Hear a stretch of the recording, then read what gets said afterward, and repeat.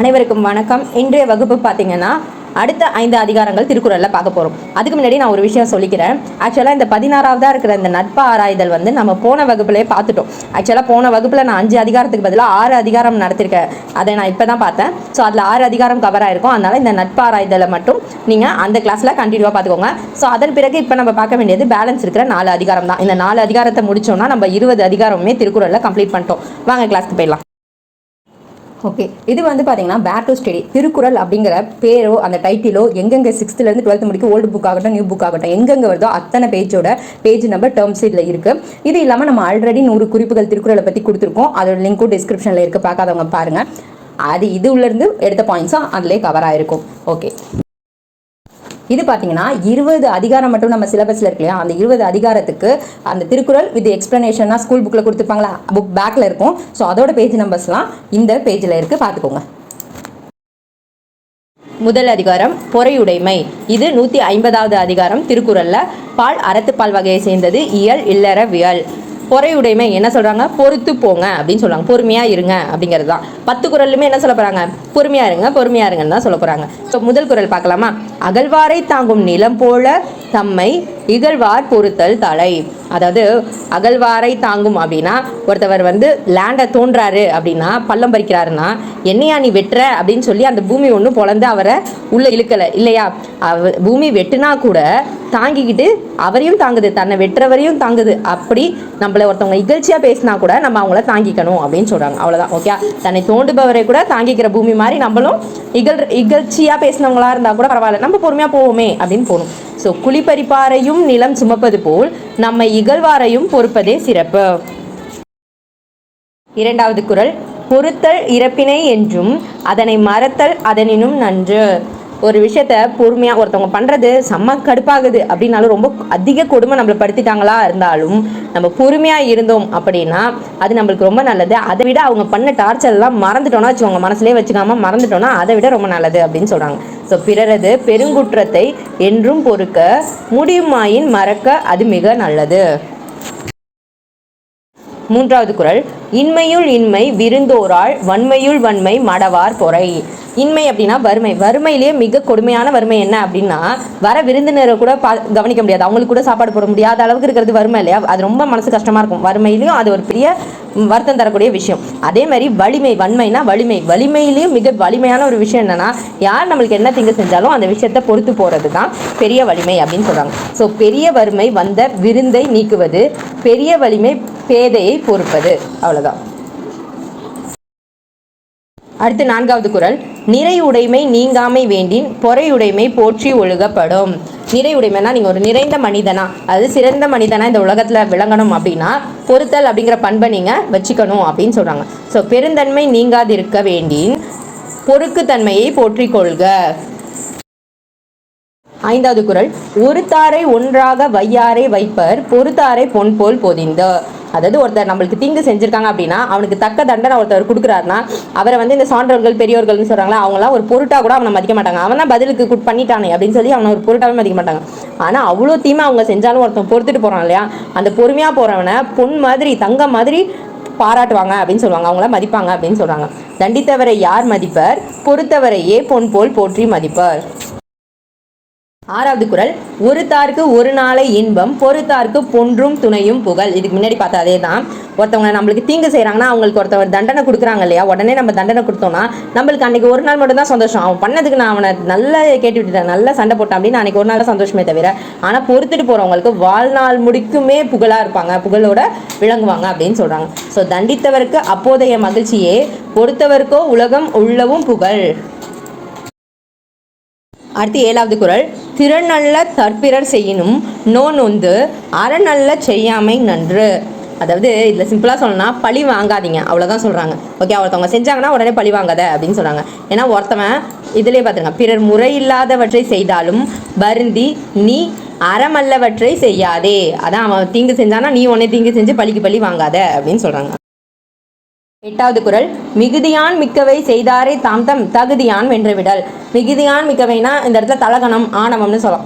ஆணவத்தோடு ஒருத்தவன் உனக்கு தீங்கு செஞ்சானா அவனை நீ பொறுமை அப்படிங்கிற ஒரு தகுதியோடு அவனை ஜெயிச்சிடு அப்படின்னு சொல்கிறாங்க. ஸோ தன் இருமாப்பால் தீமை வரை நீ உன் பொறுமை சிறப்பால் வென்று விடுக. 9வது குறள். துறந்தாரின் தூய்மை உடையார் இறந்தார்வாய் இன்னாச்சொல் நோக்கிற்பவர். அதாவது ராங் வேர்ட்ஸ் எல்லாம் பேசுகிறாங்களே, கெட்ட வார்த்தைகள் பேசுகிறவங்கள்ட்டையும் பொறுத்து ஒருத்தர் போரார் பாருங்க. அவள் வந்து துறவியை விட தூய்மையானவர். துறவரம் போவாங்களே எல்லாத்தையும் திறந்துட்டு அவங்கள விட தூய்மையானவர் அப்படின்னு சொல்கிறாங்க. தரங்கெட்டவரின் வசவை பொறுப்பவர் துறந்தவரினும் தூயவர். 10வது குறள். உண்ணாது நோற்பார் பெரியர் பிறர் சொல்லும் இன்னாச்சொல் நோற்பாரின் பின். அதாவது சாப்பிடாம விரதம் இருப்பாங்க இல்லையா, உண்ணாம சாப்பிடாம விரதம் இருந்தால் கூட அவர் பெரியவர்னு சொன்னாலும் அவர் வந்து பின்னாடி தான், அவருக்கு முன்னாடியாக போற்றப்படுறவர் யார்? இதுமாரி இந்த தீய சொல் சொன்னாலோ தீயவர்கள்ட்ட இருந்து பொறுமையாக இருக்கிறாங்களே அவங்க தான் போற்றப்படுற. பொறுமையாக இருக்கிறவர் தான் ஃபர்ஸ்ட் இடத்துல இருப்பார். இந்த நோன்பு இருக்கிறவர் கூட 2வது இடம் தான் அப்படின்னு சொல்கிறாங்க. அவருக்கு பின்னாடி தான் அப்படின்னு சொல்கிறாங்க. பட்டினி கிடந்து நோன்பிருப்பவர் பெரியவர் அவரினும் பெரியவர் வசவை பொறுப்பவர். அடுத்து அதிகாரம் கண்ணோட்டம். இது 570வது அதிகாரம். பால் பொருள்பால் வகையை சேர்ந்தது. இயல் அரசியல். முதல் குறள் பார்க்கலாம். கண்ணோட்டும் என்னும் களிப்பெரும் காரிகை உண்மையான் உண்டு இவ்வுலகு. காரிகைனா அழகு, ஓகே. கண்ணோட்டம்னா ஒன்று நம்ம பார்க்குற விதம். இப்போ நம்ம ஒருத்தவங்களை அன்பாக பார்க்கறதுனால தான் இந்த உலகம் இன்னமும் வாழ்ந்துட்டு இருக்கு அப்படின்னு சொல்கிறாங்க. ஒருத்தவங்களை அன்பாகவும் அரவணைச்சு நம்ம அடுத்தவங்களை பார்த்துக்கிறதுனால தான் இந்த உலகம் அழியாமல் இருந்துட்டு இருக்கு அப்படின்னு சொல்கிறாங்க. ஸோ இரக்கம் என்னும் அழகிய பெரும்பண்பு இருந்தலால் இவ்வுலகம் இருக்கின்றது. 2வது குறள். கண்ணோட்டத்துக்கு உள்ளது உலகியல் அஃதியிலார் உண்மை நிலக்கு பொறை. உண்மை நிலக்கு பொறை. ஆக்சுவலாக கண்ணோட்டம்னா நம்ம ஒருத்தவங்கள அன்பாகவும் அரவணைப்பாகவும் பார்த்துக்கிறது இல்லையா. அதே மாதிரியான கேரக்டர் உன்னை வந்து அடுத்தவங்களை அது மாதிரி அன்பாகவும் அரவணைப்பாகவும் உனக்கு பார்க்க தெரியல அப்படின்னாலே நீ இந்த உலகத்தில் இந்த பூமிக்கு பாரமாக தான் இருக்க அப்படின்னு சொல்கிறாங்க. ஸோ உலகியல் என்பது இரக்க பண்பில் உள்ளது, இரக்கமில்லார் இருப்பது பூமிக்கு பாரம் அப்படின்னு சொல்கிறாங்க. 3வது குறள். பண் எண்ணாம் பாடற்கு இயைபு இன்றேல் கண் எண்ணாம் கண்ணோட்டம் இல்லாத கண். பண்ணா இசை, ஓகே. பாடற்கு இயைபு என்றேல் என்ன சொல்கிறாங்க? இப்போ ஒரு பாட்டு லிரிக்ஸ் இருக்குது, பாடல் வரிகள் இருக்குது. ஒருத்தர் பாடல் வரி பாடுறாரு, இன்னொருத்தர் ஒரு வயலினோ ஃப்ளூட்டோ வாசிக்கிறாருன்னு வச்சுக்கோமே. அவரோட பாட்டுக்கும் இந்த மியூசிக்கும் சம்மந்தமே இல்லாமல் இருந்துச்சுன்னா அது என்ன பயன்? இசை நல்லா இருக்குன்னு அர்த்தமா? இல்லை இல்லையா. ஸோ பாடலும் இசையும் அப்படியே ஒருங்கே வந்தால் தான் அந்த பாட்டு கேட்க இனிமையாக இருக்கும். அதே மாதிரி கண்ணுங்கிறது கண்ணோட்டம் அப்படிங்கிற ஒரு பண்பு ஒன்றை இல்லைன்னா அப்புறம் கண்ணு இருந்து என்ன பயன் அப்படின்னு கேட்குறாங்க. ஸோ பாட்டுக்கு பொருந்தாத இசை யார் பயனேன்? இரக்கம் காட்டாத கண்ணால் என்ன பயன்? 4வது குறள். உளப்போல் முகத்து எவன் செய்யும் அளவினால் கண்ணோட்டம் இல்லாத கண். இதில் என்ன சொல்கிறாங்க? இதுக்கு முன்னாடி சொன்ன அதே தான். முகத்தில் கண்ணுன்னு ஒன்று எதுக்கு? அது தேவையில்லாமல் எதுக்கு இருக்கணும்? இந்த இரக்கம் அப்படிங்கிற ஒரு விஷயமே தெரியலன்னா அந்த கண் எதுக்கு இருக்கணும் அப்படின்னு நம்மளை கொஸ்டின் கேட்குற மாதிரி இருக்குது. ஸோ வேண்டும் அளவு இரக்கம் ஓடாத கண் முகத்தில் இருப்பது போல் காட்டுவது எதற்கு? 5வது குறள். கண்ணிற்கு அணிகலன் கண்ணோட்டம் அஃது இன்றேல் புண்ணென்று உணரப்படும். அதாவது கண்ணுக்கு ஒரு நகை, அழகாக ஒரு நகை போடுறோம் அணிகலன் அப்படின்னா அது கண்ணோட்டம் தான், இறக்கப்படுறது தான். ஆனால் அந்த கண்ணோட்டம்ங்கிற ஒரு விஷயமே இல்லை அப்படின்னா அது கண் கிடையாது, அது சரியான புண்ணு அப்படின்னு சொல்கிறாங்க. அவ்வளோதான். ஸோ கண்ணிற்கு நகையாவது இரக்க உணர்வே, இரக்கமில்லா கண்ணை புண்ணென்று கொள்க.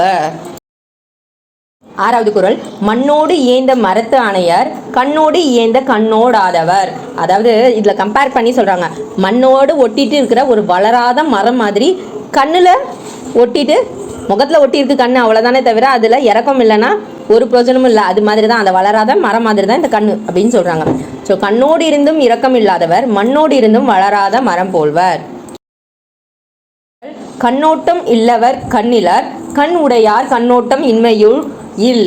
அதாவது கண்ணு இல்லாதவங்களுக்கு மட்டும்தான் இந்த இரக்கம் இருக்காது, கண் இருக்கிறவங்களுக்கு கண்டிப்பாக அது இருக்கும். அப்படி இரக்கம் இல்லைன்னா அவங்களுக்கு கண் இல்லாதவங்க அப்படின்னு சொல்கிறாங்க. அவ்வளோதான். ஸோ இதில் 10 குறளுமே கண்ணை வச்சு தான் கம்பேர் பண்ணுறாங்க. அவ்வளோதான், ரொம்ப ஒன்றும் யோசிக்க தேவையில்லை, ஈஸியாக ரிமெம்பர் பண்ணிக்கலாம். இரக்கம் இல்லாதவர் கண் இல்லாதவர், கண்ணுடையவர் இரக்கமுடையவர், அவ்வளோதான். 8வது குறள். கருமம் சிதையாமல் கண்ணோட வள்ளார்க்கு உரிமை உடைத்து இவ்வுலகு.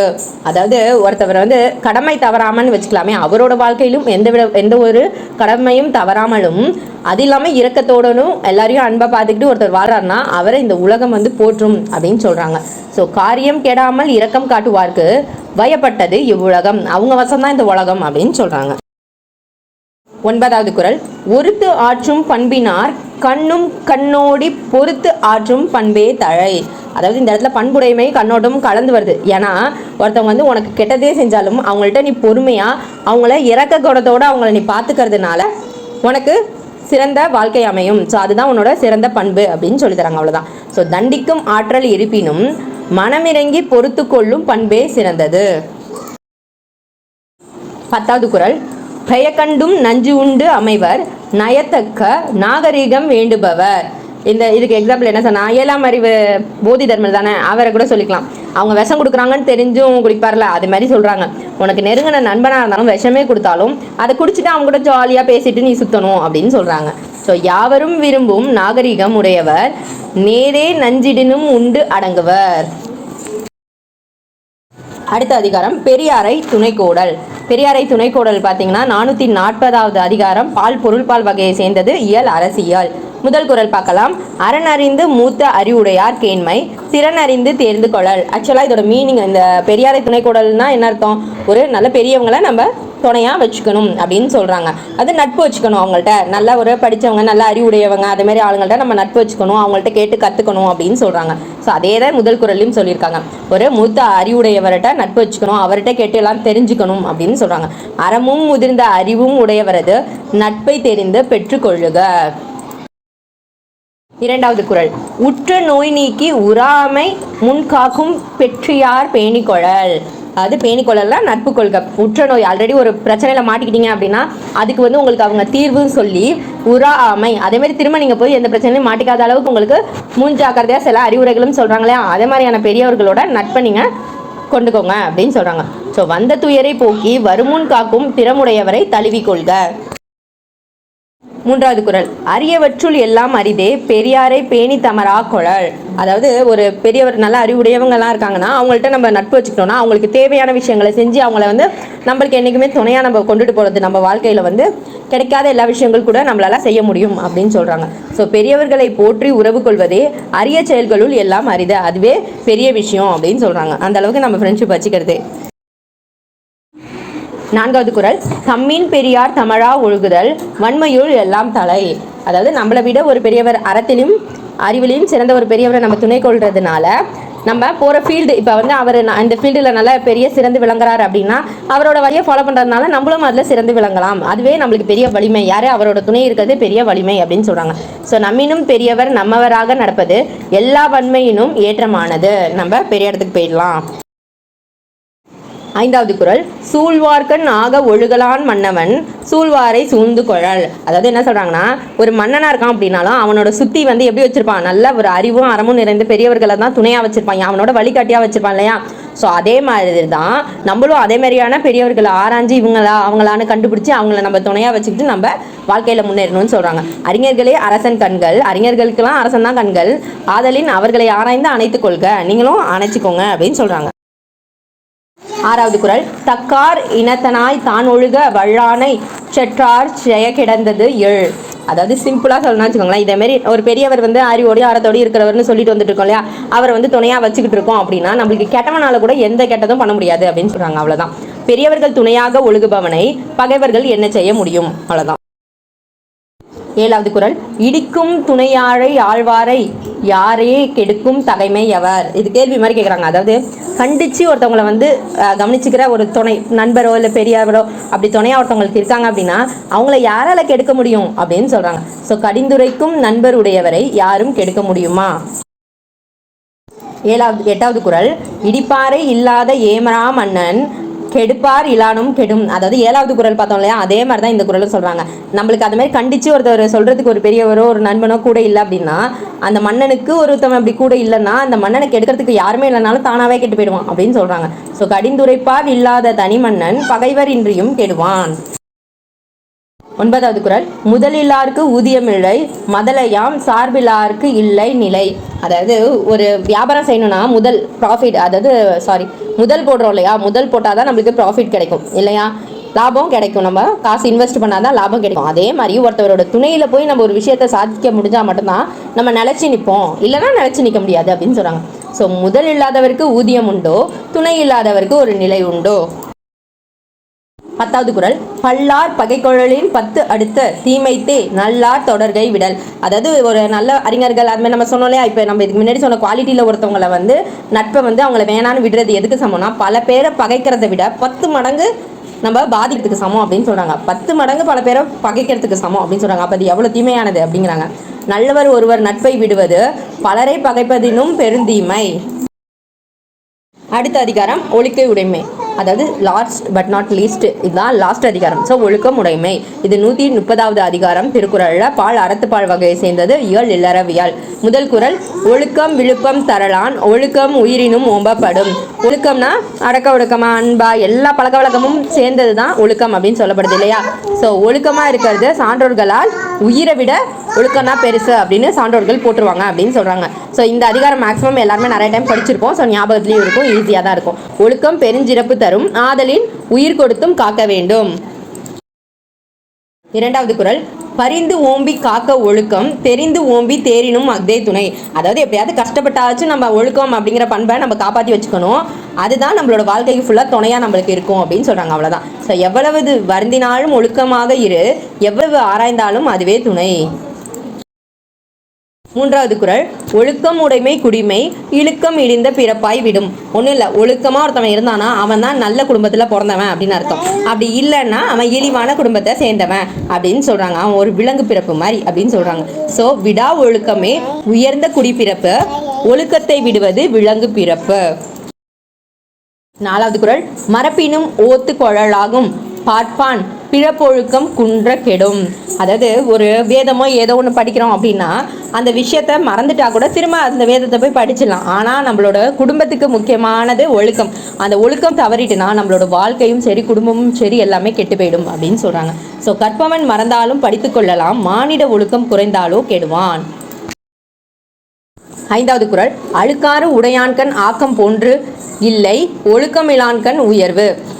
அதாவது ஒருத்தவனை பொறாமை இருக்குது அப்படின்னா அவனுக்கு செல்வம் சேராது அப்படிங்கிற மாதிரி, பொறாமை குணம் உள்ளவனுக்கு செல்வம் சேராது அப்படிங்கிற மாதிரி இந்த ஒழுக்கம் தவறியவனுக்கு ஒழுக்கம் இல்லாதவனுக்கு உயர்ந்த வாழ்க்கை அமையாது அப்படின்னு சொல்கிறாங்க. ஸோ பொறாமைப்பட்டவனுக்கு வளர்ச்சி உண்டோ, ஒழுக்கம் கெட்டவனுக்கு உயர்வு உண்டோ. ஆறாவது குறள், ஒழுக்கத்தின் ஓல்கார் உறவோர் இழுக்கத்தின் ஏதம் படுபாக்க அறிந்து. அது ஒழுக்கத்திலேருந்து தவறுனா இவ்வளோ பிரச்சனையை நம்ம சந்திக்கணும் அப்படின்னு தெரிஞ்ச ஒரு சான்றோர், அதாவது ஒரு பெரியோர், கண்டிப்பாக அந்த ஒழுக்கத்தை விட்டு எந்த சூழ்நிலையிலுமே என்ன பண்ண மாட்டாங்க, தவற மாட்டாங்க அப்படின்னு சொல்கிறாங்க. ஸோ உரமுடையவர் ஒழுக்கம் சிறிதும் தளரார், தளரின் துன்பம் பல வரும் என்று அறிவார். அவர் அறிஞ்சதுனால தளர மாட்டார் அப்படின்னு சொல்கிறாங்க. ஏழாவது குறள், ஒழுக்கத்தின் எய்துவார் மேன்மை இழுக்கத்தின் எய்துவார் ஏதாபலி. அதாவது ஒழுக்கத்தோடு ஒருத்தர் இருந்தார்னா பெருமையாக தான் அடைவார். இதே ஒழுக்கம் தவறி போனவர் என்ன பழியை மட்டும்தான் ஏற்றுப்பார் அப்படின்னு சொல்கிறாங்க. ஸோ விடா ஒழுக்கத்தால் முன்னேற்றம் வரும், விடுவதால் பொருந்தா பழி வரும் அப்படின்னு சொல்கிறாங்க. அடுத்து எட்டாவது குறள், நன்றிக்கு வித்தாகும் நல்லொழுக்கம் தீயொழுக்கம் என்றும் இடும்பை தரும். சிம்பிளாக சொல்லணும்னா நல்ல ஒழுக்கத்தோடு இருக்கிறவங்களுக்கு இன்பமாக வாழ்வாங்க, இந்த ஒழுக்கம் தவறியவர்கள் வாழ்க்கை ஃபுல்லாக துன்பம் தான் படுவாங்க, அவ்வளோதான். ஸோ நல்லொழுக்கம் நன்மைக்கெல்லாம் வித்து நன்மைக்கெல்லாம் வித மாதிரி, தீயொழுக்கத்தால் என்னாலும் துன்பமே, எப்பவுமே துன்பம் தான். ஒன்பதாவது குறள், ஒழுக்கமுடையவருக்கு ஒல்லாவே தீய வழுக்கியும் வாயால் சொழல். அதாவது ஒழுக்கம் உடையவங்களா இருக்காங்க அப்படின்னா மறந்து கூட தீய சொற்களை பேச மாட்டாங்க, தெரியாமல் கூட பேச மாட்டாங்க. இப்போ ஒரு வார்த்தை சொல்லிட்டு ரொம்ப நல்ல மாமன் ஆனால் நான் தெரியாமல் பேசிட்டேன் அப்படின்னு சொன்னால் அவன் ஒழுக்கமுடையவனே கிடையாது அப்படின்னு சொல்கிறாங்க. ஸோ என்றும் ஒழுக்கமுடையார் வாயிலிருந்து தவறியும் தீய சொற்கள் தோன்றா. அடுத்து 10வது குறள், உலகத்தோடு ஒட்ட ஒழுகல் பல கற்றும் கல்லார் அறிவில்லாதவர். இந்த உலகத்தோடு ஒட்டி, அதாவது உலகத்தோடு நெருங்கி நல்ல ஒழுக்கத்தோடு வாழ்கிறவங்க, வாழ தெரியாதவங்க, இது எவ்வளோ நூலை படிச்சிருந்தா கூட அவங்க கல்லாதவருக்கு தான் சமம், படிக்காதவங்களுக்கு தான் சமம்னு சொல்கிறாங்க. ஸோ உலகத்தோடு ஒட்டி ஒழுக தெரியாதவர் பல கற்றிருந்தும் அறிவில்லாதவரே அப்படின்னு சொல்கிறாங்க. ஓகே, இதோட நம்ம திருக்குறள் 20 அதிகாரம் திருக்குறள் பற்றிய செய்திகள் எல்லாமே முடிச்சிட்டோம். அப்போ நம்ம அடுத்த கிளாஸில் வந்து மேக்ஸிமம் அடுத்த டாப்பிக்கு போயிடலாம். அப்படி இல்லை திருக்குறள் ஏதாவது உங்களுக்கு டாபிக் வேணும் அப்படின்னா நீங்கள் கமெண்ட் பண்ணுங்கள், வேணால் நான் அந்த டாப்பிக்கையும் எடுத்து கொடுத்துட்றேன். சரியா? சரிப்பா, தேங்க்யூ ஸோ மச் ஃபார் வாட்சிங் அண்ட் சப்ஸ்கிரைப் பண்ணிக்கோங்க, பெல் ஐக்கானை கிளிக் பண்ணிக்கோங்க. அப்போ தான் நான் போடுற வீடியோ உங்களை வந்து ரீச் ஆகும். அண்ட் தமிழ் அடுத்தடுத்த யூனிட்லாம் இருக்கு இல்லையா, அதையும் நம்ம ஃபாஸ்ட்டாக கவர் பண்ணி முடிக்க பார்க்கலாம்.